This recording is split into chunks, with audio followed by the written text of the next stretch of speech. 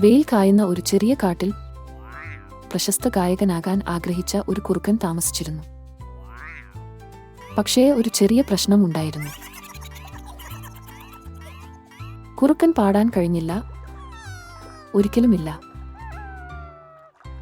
എല്ലാ ദിവസവും രാവിലെ അവൻ ഒരു മരക്കുറ്റിയിൽ നിന്നുകൊണ്ട് ഉച്ചത്തിൽ പാടുമായിരുന്നു.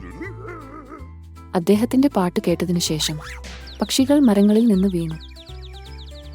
അണ്ണാന്മാർ ഭക്ഷണം താഴെയിട്ടു.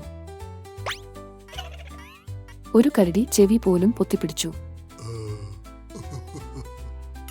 ഒരു ദിവസം കുറുക്കൻ കോഴി മനോഹരമായി പാടുന്നത് കേട്ടു. Cock a doodle doo. മൃഗങ്ങൾ ആർത്തുവിളിച്ചു, കൈയടിച്ചു.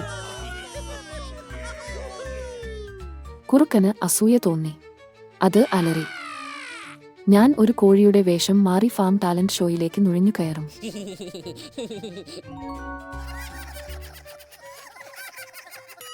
അവൻ ചുവന്ന തൂവലുകൾ ധരിച്ച് കളപ്പുരയിലേക്ക് ധൃതിയിൽ കയറി. അതിന്റെ ഊഴം വന്നപ്പോൾ കുറുക്കൻ വേദിയിലേക്ക് ചാടിക്കേറി ഉച്ചത്തിൽ അലറി.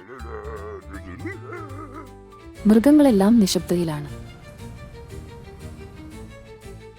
പിന്നെ ഒരു കൊച്ചു കോഴിക്കുഞ്ഞ് മന്ത്രിച്ചു, ഞാൻ ഇതുവരെ കണ്ടിട്ടുള്ളതിൽ വച്ച് ഏറ്റവും വിചിത്രമായ കോഴിയാണിത്. കുറുക്കൻ നാണിച്ചു. വേദിയിൽ നിന്ന് മൂൺവാക്ക് ശ്രമിച്ച അത് ഒരു വാഴത്തോലിൽ വഴുതി ഒരു വൈക്കോൽ കൂണയിൽ വീണു.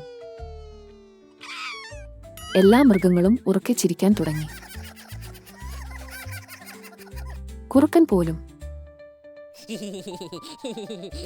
അന്നുമുതൽ കുറുക്കൻ കാട്ടിലെ ഏറ്റവും രസകരമായ കഥാകാരനായി മാറി, ശബ്ദ ഇഫക്റ്റുകൾ ഉപയോഗിച്ച്. ഒടുവിൽ